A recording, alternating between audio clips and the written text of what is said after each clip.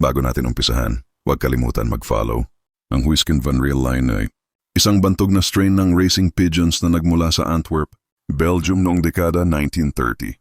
Nabuo ito mula sa partnership ni na Huisken at Van Riel, dalawang fancier na nagsanib puwersa upang bumuo ng mga ibong may pambihirang bilis at consistency. Sa loob ng maraming taon, ang kanilang pangalan ay naging tanyag sa pigeon sport. Hindi lamang sa Belgium kundi sa buong Europa dahil sa dami ng panalo at matitinding performance ng kanilang kalapati sa iba't ibang karera. Kilala ang mga Huisken Van Riel pigeons sa kanilang explosive speed at mabilis na recovery.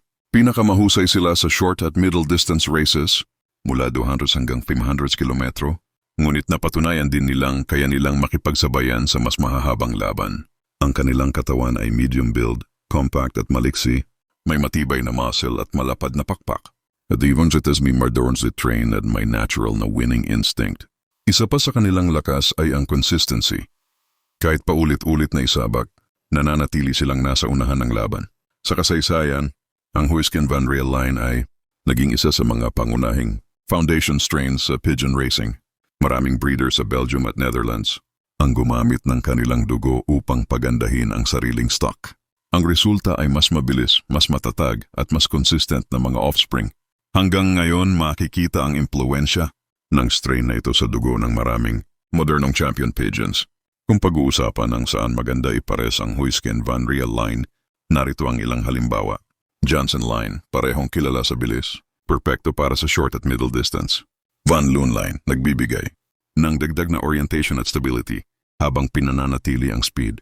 Hoben line, mahusay na kombinasyon para sa explosiveness at consistency. Delbar line, idinadagdag ang stamina at tibay para sa mas mahahabang distansya. Catrice line, nagbibigay ng versatility at lakas sa offspring. Dahil sa kanilang adaptability, ang Huisken Van Riel pigeons ay naging mahalagang bahagi ng pigeon sport sa loob ng maraming dekada. Bagamat pinakatanyag sila noong kalagitnaan ng ika-20 siglo, ang kanilang dugo ay patuloy na ginagamit sa breeding programs hanggang ngayon. Sa kabuuan, ang Huisken Van Riel line ay simbolo ng bilis, consistency at winning instinct. Isa itong strain na nakapag-iwan ng hindi matatawarang pamana sa pigeon racing at hanggang sa kasalukuyan ay itinuturing na isa sa pinakamahalagang pangalan sa kasaysayan ng sport.